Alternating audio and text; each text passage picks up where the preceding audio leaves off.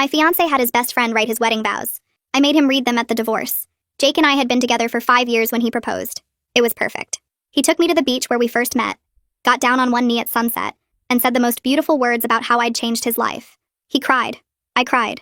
Everyone on the beach clapped. He'd written this whole speech about how he'd loved me from the first moment and wanted to spend every day making me happy. I thought I was marrying the most romantic man alive. We planned the wedding for a year. I handled most of it because Jake said he trusted my vision. He just wanted to show up and marry me. He did pick his groomsmen, though. His best friend Adam was best man, obviously. They'd been friends since middle school. Adam was always around. Every date night turned into the three of us. Every vacation included Adam. Jake said I was being jealous when I asked for couple time. He said secure women didn't mind their man having friends. 2 months before the wedding, I was stressed about writing my vows. I'd written 12 drafts and nothing felt good enough. I wanted them to be perfect. Jake said he'd already finished his and I'd love them. He said he'd been working on them since the day we got engaged. That made me feel better. He was taking this seriously. The week before the wedding, Adam got drunk at the bachelor party and called me. He was laughing about how Jake owed him big time. I asked what he meant. He said writing wedding vows was harder than his college essays. I asked what he was talking about. He said Jake had paid him $500 to write the vows, because Jake said emotional stuff wasn't his thing. Adam thought it was hilarious that I'd be crying over words Jake didn't even write. I hung up and confronted Jake. He said Adam was drunk and joking. He showed me the vows on his phone and said he'd written every word. They were beautiful. All about our journey together, how I made him whole, how he couldn't wait for our future. He practiced reading them and got emotional. I believed him. I wanted to believe him. The wedding day came. 200 guests, a gorgeous venue, everything perfect. When it was time for vows, I went first. Poured my heart out about our love story, made everyone cry, meant every single word. Then Jake pulled out his phone. He said he wanted to get the words exactly right. He started reading and they were beautiful, but something felt off. The language didn't sound like Jake. He never used words like ethereal or serendipitous in real life. Then he stumbled over the word amalgamation and pronounced it wrong. Jake had a master's degree. He knew that word, unless he'd never seen it before. I looked at Adam. He was mouthing along with the words. He knew every single word of my wedding vows, the vows my husband was reading to me at our wedding. I kept smiling through the ceremony, but inside I was dying. My husband couldn't even write his own wedding vows. The most important words of our relationship, and he'd outsourced them like a work presentation. At the reception, people kept complimenting Jake on his beautiful vows. He accepted every compliment like he'd earned them. His mom cried, telling him she didn't know he was such a poet. His dad said he was proud Jake could express his feelings. Adam gave a best man speech about how Jake always knew what to say to get what he wanted. He actually winked at Jake when he said it. During our first dance, Jake whispered that he meant every word of the vows. I asked which words specifically. He couldn't remember a single line without looking at his phone. He'd memorized nothing because they meant nothing to him. They were just words Adam wrote for money. I found out more during the honeymoon. Jake hadn't written the proposal speech either. Adam wrote that too for $300. Every love letter Jake had ever given me came from Adam. Every romantic text that made me fall deeper in love. All Adam. Jake would just tell Adam the general idea and Adam would make it sound good. The birthday cards, the anniversary posts on social media, the poem he supposedly wrote when my dad died. All Adam. Jake had paid his best friend to be romantic for him our entire relationship.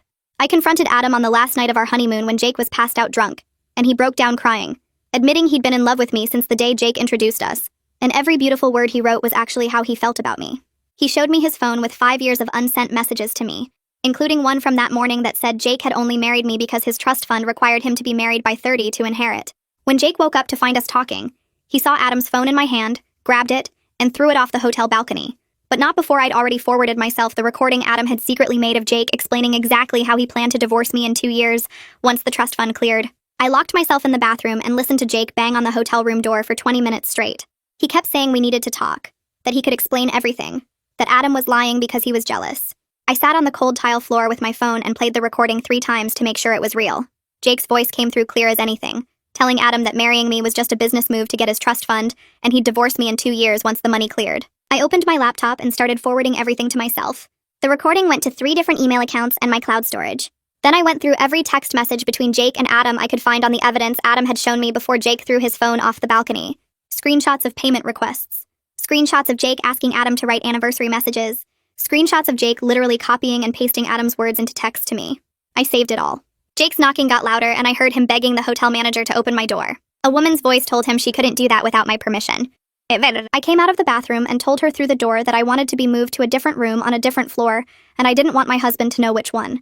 She said she'd arrange it immediately. Jake started crying and saying he loved me. I asked him which words he wanted to use to tell me that. His words or Adam's words. He went quiet. The hotel manager came back 15 minutes later with a security guard. and they moved me to a room on the third floor while Jake wasn't looking. I ordered room service for dinner and breakfast and lunch the next day because I couldn't face going outside and possibly running into him. I spent 2 full days in that room going through 5 years of messages and emails and cards. Every single romantic thing Jake ever said to me had Adam's fingerprints all over it. The proposal speech had whole sentences that Adam had posted on his own Instagram months before Jake proposed. The poem Jake supposedly wrote when my dad died was actually a modified version of a poem Adam had written for a college class. I found the original on Adam's old blog. Everything was fake. Everything. On the flight home, I checked in online and changed my seat assignment to the front of the plane. Jake still had the seats we'd booked together near the back. I got to the airport early and went through security fast so I wouldn't have to see him at the gate. When I got on the plane, I put my headphones in and closed my eyes. About halfway through the flight, a flight attendant tapped my shoulder and handed me a folded napkin. She said the gentleman in seat 24B asked her to give it to me. I looked at the napkin and put it in the seat pocket without reading it. She came back 10 minutes later with another one. I did the same thing. By the time we landed, she'd brought me 6 napkins total and I hadn't read a single one. When we landed, I grabbed my carry-on and got off the plane before Jake could catch up with me. I took a taxi home even though we'd planned to share a ride. The apartment felt different when I walked in. Everything looked the same, but I couldn't stand being there knowing Jake would show up soon.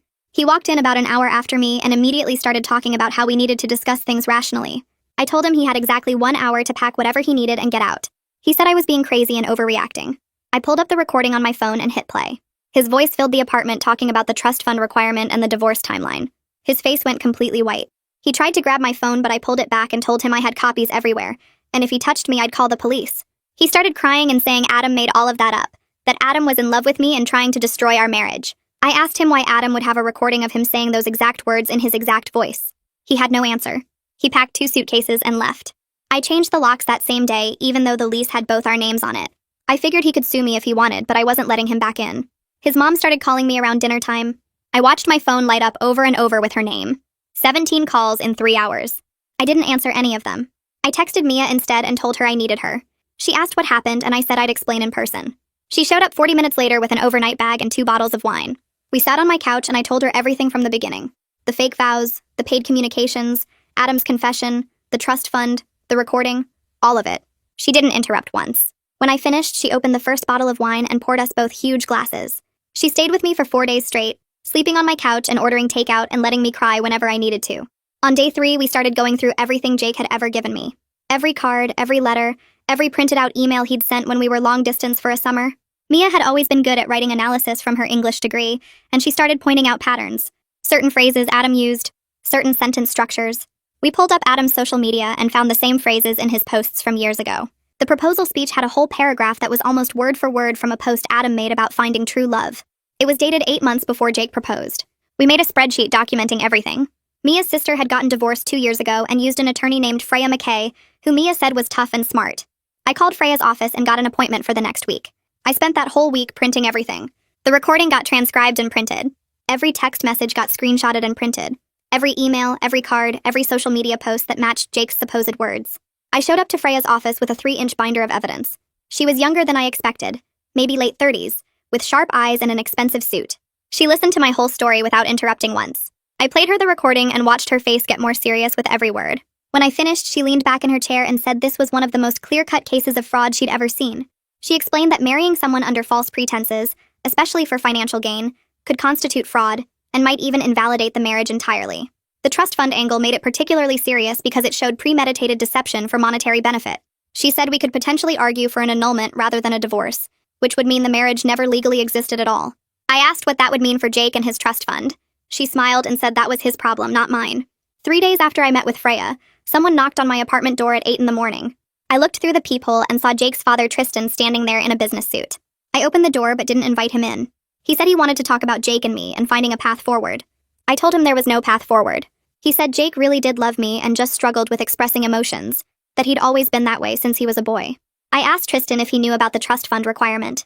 He looked down at his shoes. That told me everything. I asked him again, directly, if he knew Jake had to be married by 30 to inherit. Tristan looked back up at me and said yes. The family had known about the requirement for years. He said they'd been relieved when Jake finally found someone to settle down with. He actually said someone nice like me, like I should be flattered they'd picked me as the convenient wife. I told him to leave and closed the door in his face. I called Freya's office the next morning and asked if she knew any good private investigators. She gave me 3 names and I picked the first one, a guy named Jeremy Carver who worked out of a small office downtown. I met him that afternoon and showed him everything I had. He looked through the trust fund recording twice and made notes on a yellow legal pad. He said he could verify the trust fund details and dig into Jake's financial history to see if there were more surprises hiding. It would cost me $1,500 for the basic investigation. I didn't hesitate.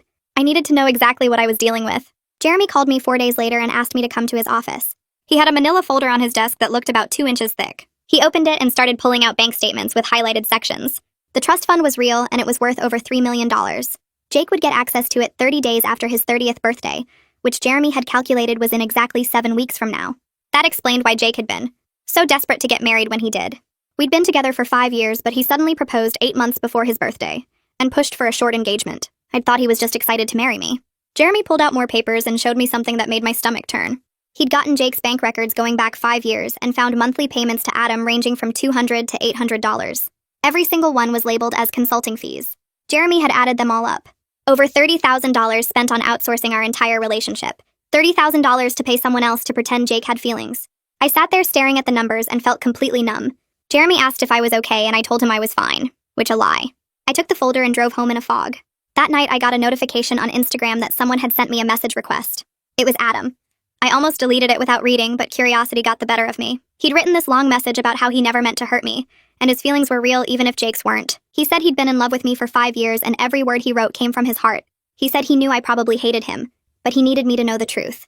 I read it twice and then blocked him on Instagram. Then I went through Facebook, Twitter, and every other platform I could think of, and blocked him on all of them. I couldn't deal with his guilt on top of everything else I was processing. His feelings didn't matter anymore because he'd still helped Jake lie to me for 5 years. 3 days later, Freya called and said she'd filed for an annulment instead of a regular divorce. She explained that an annulment would mean the marriage never legally existed because it was based on fraud. I never would have married Jake if I'd known the truth about his motivations and deception. The trust fund recording made it clear this was fraud for financial gain. Freya said this was a stronger case than just filing for divorce, and it might actually affect whether Jake could inherit the money. I asked what she meant, and she said some trust funds have clauses about fraud or criminal activity. If the marriage was declared fraudulent, the trust administrators might decide Jake didn't actually meet the marriage requirement in good faith. 2 days after that, Freya called again. Jake's family had hired a lawyer who contacted her trying to negotiate. They were offering me a cash settlement to drop the annulment and just file for regular divorce instead. They were clearly worried about the trust fund. Freya said we should meet to discuss it. I went to her office the next morning and she had the settlement offer printed out. $50,000 to drop the annulment and quietly divorce. I could have the money within 2 weeks if I agreed to their terms. Freya leaned back in her chair and said we could probably push for more money if I wanted. But the more important question was what outcome I actually wanted. Did I want money, or did I want Jake to face consequences? I thought about it for maybe 10 seconds.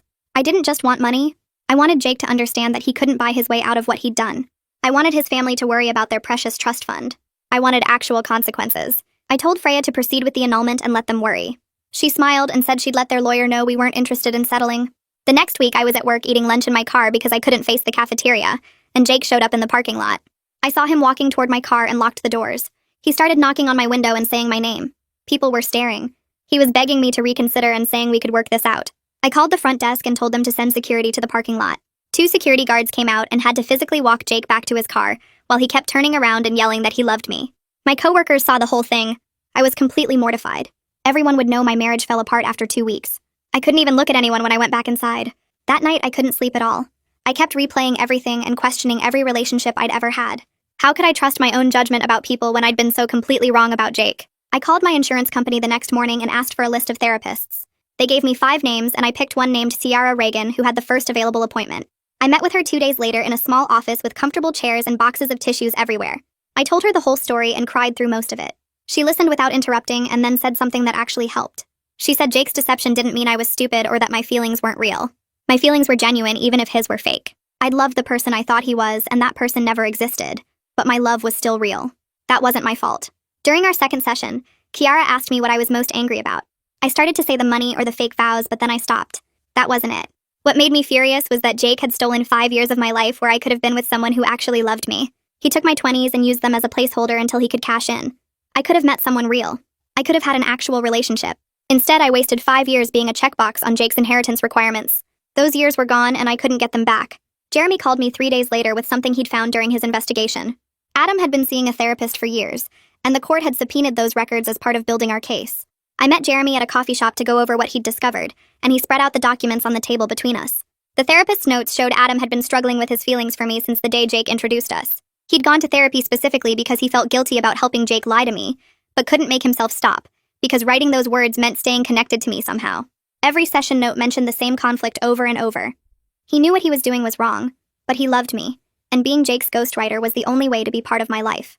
The therapist had apparently suggested multiple times that Adam should tell me the truth or stop writing for Jake, but Adam always found reasons not to. Reading those notes made me feel sick, because it meant Adam had knowingly participated in deceiving me for 5 years, while fully understanding how wrong it was. Jeremy said this evidence would be powerful in court, because it showed the deception wasn't just careless, it was calculated and sustained over a long period, despite Adam's own therapist telling him to stop. The next major development came when Roman got deposed for the case. Roman was the administrator of Jake's trust fund, and Freya had him brought in to testify about the marriage requirement. I sat in on the deposition through a video call, watching as Freya questioned him about the terms of the trust. Roman explained that Jake's grandfather had set up the trust with specific requirements designed to ensure Jake settled down and took responsibility for his life. The marriage requirement was supposed to encourage Jake to find a partner and build a stable life before getting access to millions of dollars. Roman actually seemed uncomfortable as he talked about it, like he understood the irony of what had happened. Freya asked him directly if the trust creators had intended for Jake to marry someone under false pretenses purely to meet a deadline. Roman said no, the intent was for Jake to genuinely commit to another person and demonstrate maturity. The whole point was to make sure Jake wasn't just a rich kid wasting money, but instead had a partner to share his life with. Freya thanked him and ended the deposition, then called me afterward to say his testimony was perfect, because it showed Jake had completely missed the point of the requirement. Jake had treated marriage as just another box to check off, exactly the opposite of what his grandfather wanted. That same week, Jake's mom finally got through to me on the phone. I'd been ignoring her calls, but she called from a number I didn't recognize and I answered without thinking. She started in immediately, telling me I was being selfish and vindictive by pursuing the annulment. She said every marriage has problems and I was throwing away a good man over communication issues. I actually laughed out loud at that, which made her angrier. She raised her voice and said I was being dramatic and immature, that marriage takes work, and I was giving up at the first sign of trouble. She told me Jake was devastated and losing weight and couldn't sleep, and it was my fault for refusing to forgive him. She said his father had taught him that actions matter more than words, and Jake had shown through his actions that he cared about me by staying faithful and providing for me. I let her finish her whole speech before I responded. I told her that her son had paid another man to pretend to love me for 5 years, so he could inherit money. I said if she thought that was just a communication issue, then I understood exactly where Jake had learned his values. I explained that Jake had treated me like a business transaction, that he'd calculated exactly how much money he needed to spend on fake romance to get access to his trust fund. I asked her if she would have wanted Jake's father to outsource every romantic moment of their relationship to a paid writer. I asked if she'd be okay with finding out her entire marriage was based on someone else's words and feelings. She went silent for a few seconds, then said I was twisting everything to make Jake look bad. She said I was being cruel and unreasonable. Then she hung up on me. I sat there holding my phone and realized that Jake's whole family was exactly like him. They cared more about appearances and money than actual honesty or real feelings. Mia showed up at my apartment that weekend and announced she was taking me out. I told her I wasn't ready to go anywhere, but she said I'd been hiding for weeks and needed to leave the apartment before I went crazy. She picked out clothes for me while I protested, then physically pushed me toward the shower. An hour later, we were at our favorite bar, the one we used to go to in college. It felt weird being back there after everything that had happened, but Mia ordered us drinks and made me laugh with stories about her terrible dates from the past month. For a few hours, I actually felt almost normal, like maybe I could have a life after all this. We were on our third round when a couple at the table next to us started making a scene. The guy got down on one knee and pulled out a ring, giving this whole speech about how she was his soulmate and he wanted to spend forever with her. Everyone in the bar started clapping and cheering. The woman was crying and saying yes over and over. I watched them kiss and hug and suddenly I couldn't breathe. I remembered Jake's proposal on the beach, the beautiful words he'd said that weren't his, the way everyone had clapped for us too. I stood up so fast I knocked my chair over. Mia grabbed my arm and asked if I was okay, but I was already heading for the door. I made it outside before I started crying. Mia followed me out and hugged me while I sobbed on the sidewalk. She didn't say anything, just held me until I could breathe again. Then she drove me home and stayed over and we watched stupid movies until I fell asleep. Freya called me Monday morning with news about the hearing date. The annulment hearing was scheduled for 6 weeks out, which she said was actually cutting it pretty close to Jake's 30th birthday. She explained that the timing might actually work in our favor because it would show how calculated everything was. If we could get the annulment finalized before Jake's birthday, it would be clear that he'd rushed into marriage specifically to meet the trust fund deadline. Freya said the judge would see that Jake had treated marriage as a business deadline rather than a life commitment. The hearing date was exactly 5 days before Jake turned 30, which meant if things went our way, Jake would technically still be married on his birthday, but the annulment would invalidate the marriage retroactively. Freya wasn't sure how that would affect the trust fund, but she said it wasn't our problem. Our job was to prove fraud, and the trust fund administrators could figure out the rest. Jeremy called again a few days later with another witness. Adam's roommate had contacted him and offered to testify about what he'd observed over the years. The roommate said Adam would come home from writing sessions with Jake, and complained constantly about having to write romantic things for someone who didn't appreciate them. Adam apparently would spend hours crafting the perfect message, then Jake would just copy and paste it without even reading it carefully. The roommate said Adam would get angry about it, saying he was putting his heart into these words and Jake treated them like grocery lists. This testimony was important because it established the pattern of deception and showed that other people knew what was happening. It also proved that Adam was aware his words meant something real, even if Jake wasn't. Jeremy said the roommate seemed eager to testify, like he'd been waiting for someone to ask. He'd apparently told Adam multiple times to stop helping Jake, but Adam couldn't make himself quit. I decided to go through our wedding photos one afternoon when I was alone in the apartment. I'd been avoiding them since everything happened, but I needed to see if there were signs I'd missed. I opened the album and started looking at each picture carefully. What I saw made my stomach hurt. In almost every photo, Adam was looking at me. Not just glancing, but really watching me with this expression I'd never noticed before. In the ceremony photos, he's staring at me while I'm saying my vows. In the reception photos, he's watching me dance with Jake.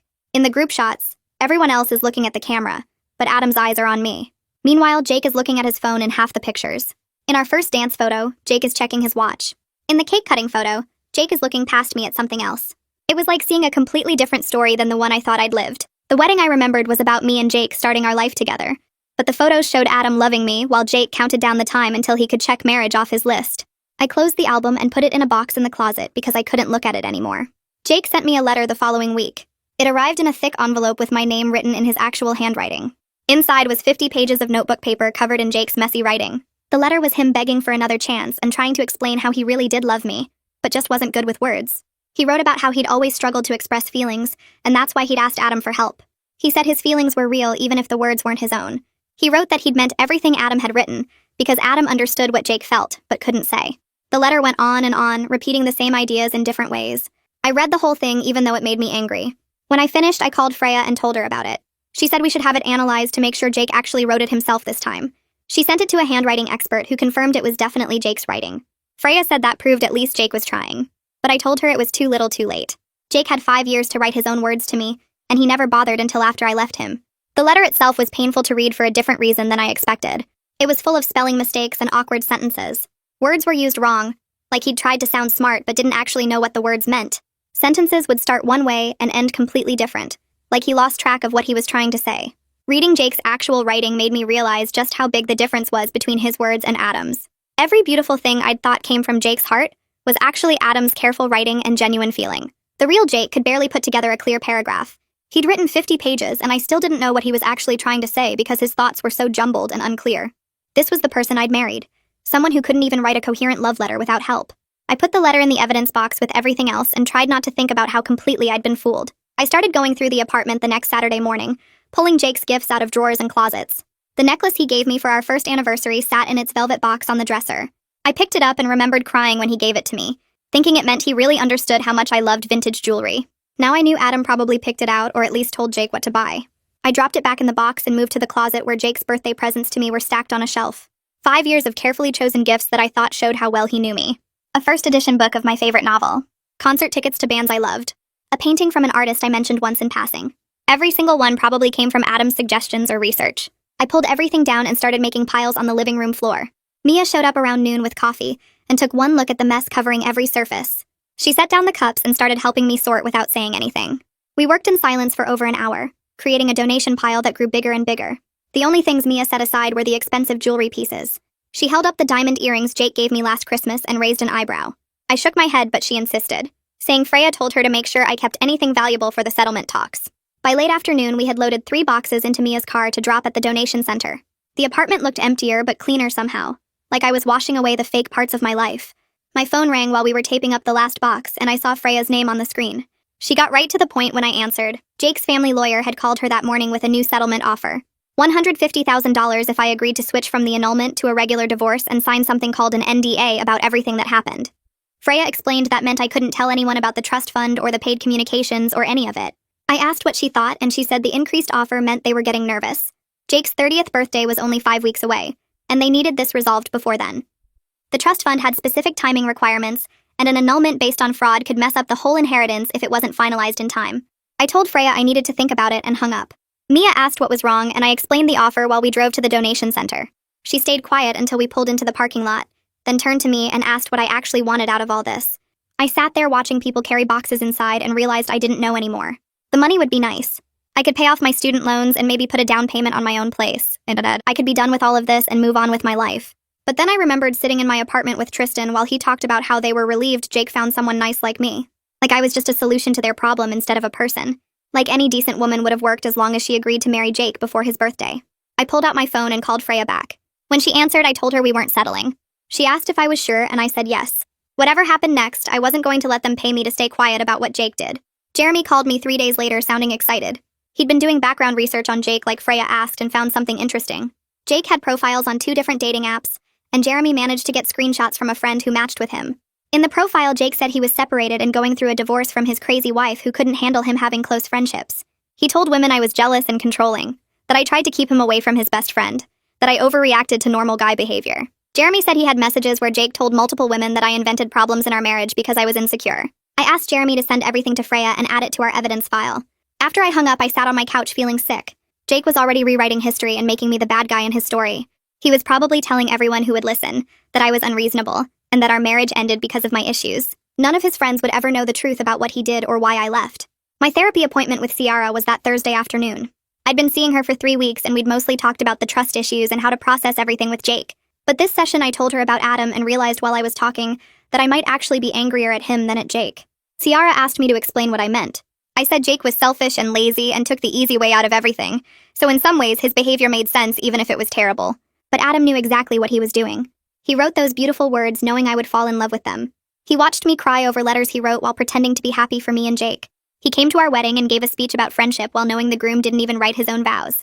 Adam had 5 years to tell me the truth, or to stop helping Jake lie to me, and he chose to keep going.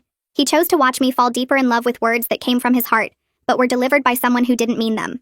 Ciara pointed out that Adam's feelings for me probably made it more complicated for him. I said that actually made it worse because it meant he used his real emotions to manipulate me through Jake. Every beautiful sentence was Adam's genuine feeling that I could never have because he was too busy helping Jake trick me.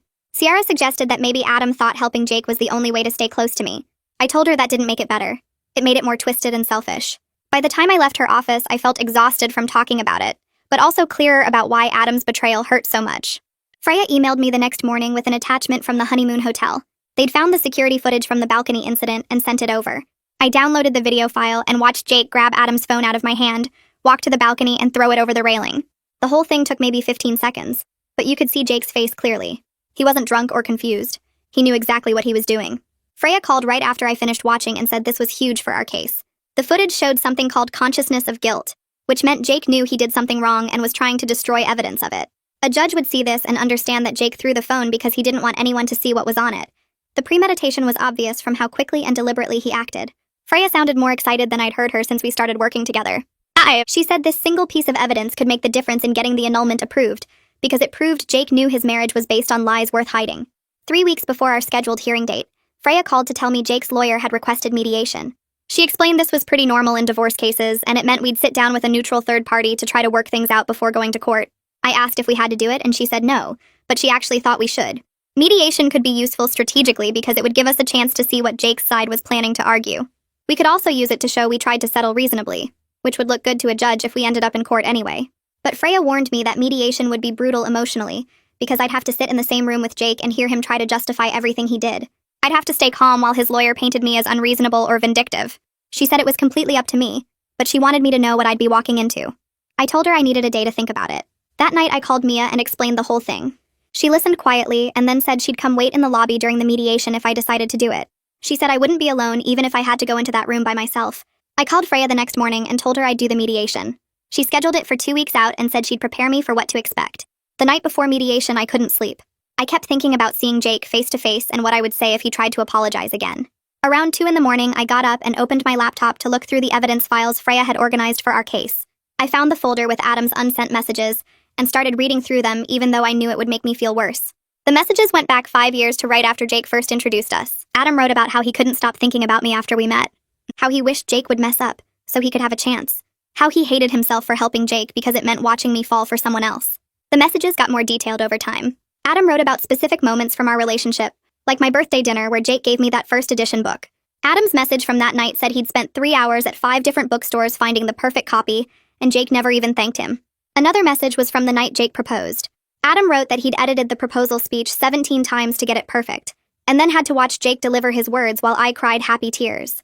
The most recent messages were from our wedding week. Adam wrote about how beautiful I looked at the rehearsal dinner, how he almost told me the truth a dozen times but couldn't do it, how he knew I'd hate him after I found out, but at least he'd finally be free of the secret.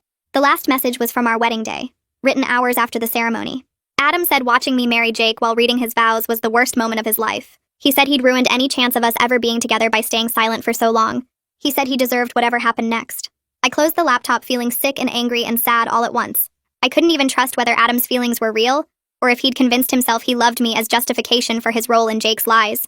Maybe Adam just liked the drama of secret feelings and unrequited love. Maybe he liked having power over our relationship by controlling the words Jake used. I'd never know the truth about Adam's motivations, and that uncertainty made everything worse. The mediation was scheduled for 10 in the morning at a law office downtown. Mia drove me there and came inside to wait in the lobby like she promised. Freya met me in the hallway and we went over last-minute instructions. She reminded me to stay calm no matter what Jake said, to let her do most of the talking, to not engage directly with Jake unless the mediator specifically asked me a question.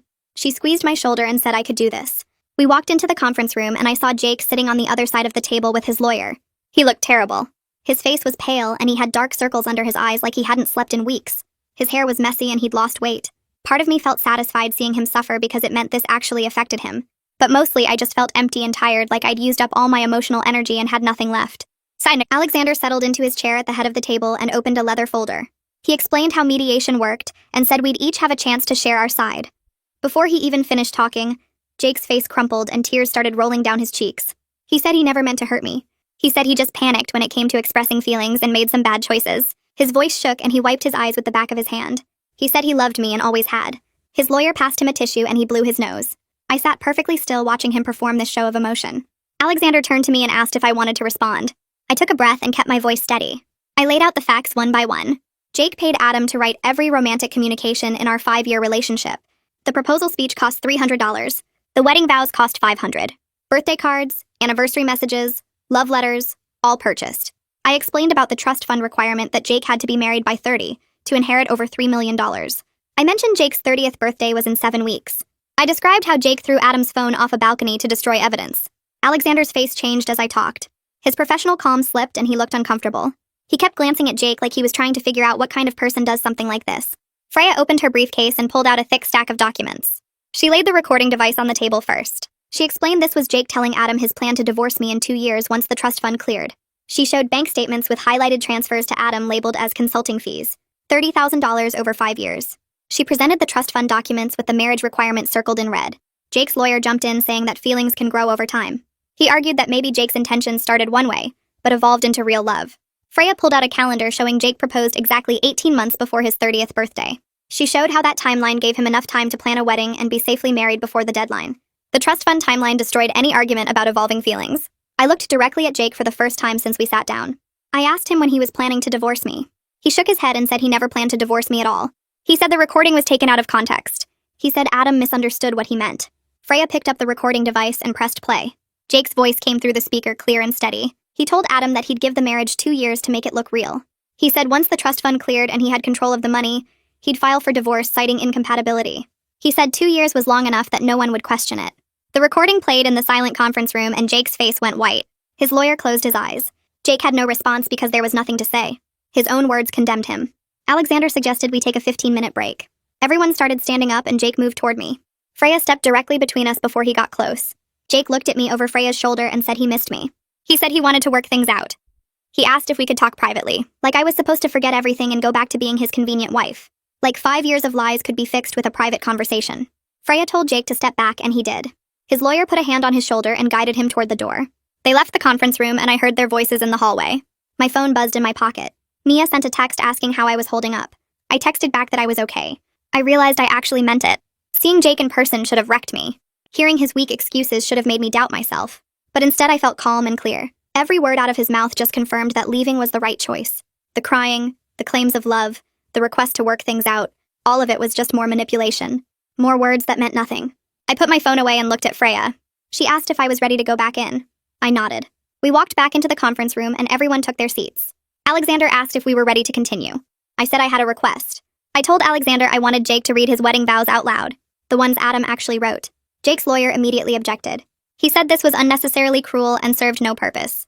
Alexander looked at me and asked why this was relevant. I explained that understanding the emotional harm required understanding the depth of the deception. These weren't just any words. They were wedding vows, the most important promises of our relationship, and they were purchased. Alexander thought for a moment, then said, if it was relevant to understanding the emotional harm, he'd allow it. Jake said no. He said he wasn't going to do it. His lawyer leaned over and whispered something to him. Freya spoke up calmly. She said if we went to court, we had recordings of Jake practicing the vows with Adam. We had emails discussing word choices and edits. We had the payment records. She said we'd play all of it in front of a judge anyway. She suggested he might as well cooperate now. Jake's hands started shaking. He pulled out his phone and scrolled through his files. His fingers trembled as he found the document. Jake started reading and his voice cracked on the first sentence. He read about how I was his soulmate and his best friend. He read about eternal love and unbreakable bonds. He read about how our souls recognized each other the moment we met. Every word was beautiful and romantic and completely fake. I listened to Adam's carefully crafted phrases coming out of Jake's mouth. Jake stumbled over certain words and had to start sentences over. His voice kept breaking. I watched him struggle through paragraphs about devotion and partnership and growing old together. I felt absolutely nothing except relief that I was getting out. This was the closure I didn't know I needed. Hearing the truth behind every sentence, knowing exactly what these words cost and who really wrote them. Jake could barely finish. The last line was about choosing me every day for the rest of his life. His voice was barely a whisper by the end. Complete silence filled the room after Jake stopped reading. No one moved or spoke. Even Jake's own lawyer looked disgusted. He stared down at his legal pad like he couldn't bear to look at his client. Alexander cleared his throat. He said quietly that in 20 years of mediation, this was one of the most clear-cut cases of fraudulent inducement to marriage he'd encountered. He said the evidence was overwhelming. The intent was documented. The deception was systematic and calculated. He looked at Jake and said, this wasn't about poor communication skills or emotional struggles. This was fraud. Jake's lawyer asked for a private conference with his client. They left the room and everyone just sat there in silence. I stared at the table and tried to keep my hands from shaking. Freya leaned over and whispered that this was good, that they were panicking. I nodded but didn't say anything. I couldn't believe this was actually happening. 20 minutes later, they came back in and Jake looked like he'd been crying. His lawyer sat down and cleared his throat. He said his client was willing to agree to the annulment. Jake would pay me $200,000 and cover all my legal fees. There would be no NDA. I looked at Freya and she squeezed my hand under the table. She asked them to repeat the terms for the record. Jake's lawyer went through everything again while Jake just stared at his hands. The settlement got drafted right there in the mediation room. Someone brought in a laptop and started typing up the agreement. It took an hour to get all the language right and make sure everything was included. Jake sat there the whole time looking miserable while his lawyer reviewed each section. When the final version was ready, they printed it out and everyone had to initial every single page. I watched Jake sign his name over and over, 12 pages total. His hand was shaking. So bad his signature looked different on each page. He had to initial the part about the $200,000. He had to initial the part about admitting to fraud. He had to initial the part about the annulment being based on his deception. Every page was another reminder that he'd lost everything. The trust fund money he'd inherit would still be $3 million, but now with a huge chunk going to me. I felt nothing watching him sign away his perfect plan. We finished signing everything and stood up to leave. Jake tried to approach me one last time in the hallway outside the mediation room. His lawyer had already left, and it was just him standing there looking pathetic. He said he was sorry and that he really did develop feelings for me over time. He said the relationship became real for him even if it didn't start that way. I looked at him and felt absolutely nothing except tired. I told him he had no idea what real feelings even were. I said I hoped someday he'd figure out that people weren't just tools to get what he wanted. Then I walked away with Freya and didn't look back. I heard him call my name, but I kept walking. 2 days later, I got a text from a mutual friend asking if I'd gotten Adam's message. I said I hadn't gotten anything from Adam. She said he'd asked her to pass something along because I'd blocked him everywhere. She forwarded me his message. He said he was moving to another state for a fresh start. He wanted me to know he was sorry for everything. He said he understood if I never forgave him, but he needed me to know his feelings were always real. I read it twice and then deleted it without responding. His apology meant nothing when he'd watched me marry Jake knowing it was all a lie. He could have stopped it at any point during those 5 years. He could have told me the truth before the wedding. Instead, he took Jake's money and wrote beautiful words while I fell in love with a ghost. I didn't owe him closure or forgiveness or anything else. The annulment got finalized 2 weeks later. Freya called me on a Tuesday morning to tell me the judge had signed everything. She said it was official now. The marriage was legally void like it never happened. I asked about Jake's trust fund, and she said he'd still get access since he was technically married by his 30th birthday, which was in 3 days. But the fraud finding was on the public record for anyone to see. I thanked her for everything and hung up. Then I just sat on my couch for a while trying to process that my marriage was erased. 5 years of my life with Jake, and a 2-week marriage that legally never existed. I went to the courthouse the next day to file for my name change. The clerk handed me forms and I filled them out right there at the counter. I was going back to my maiden name. Every signature felt like reclaiming something Jake had tried to take from me. The clerk stamped the forms and said it would be official in a few days. I walked out of that courthouse feeling lighter than I had in months. Over the next week, I updated everything. My driver's license, my credit cards, my work email, my social media. Every document that got changed felt like erasing Jake from my life. I started introducing myself with my real name again, and it felt right in a way nothing had felt right since the honeymoon. Mia threw me an annulment party the following weekend. She decorated her apartment with balloons and invited all our friends. Everyone brought gifts for my fresh start. Someone gave me a set of wine glasses. Someone else brought me a plant for my new place. Then Mia handed me a wrapped package and told me to open it last. Inside was a journal with "Write Your Own Story" embossed on the cover in gold letters. I actually laughed for the first time in months. Everyone cheered and we drank too much wine, and I felt genuinely happy surrounded by people who actually cared about me. I started apartment hunting the next week.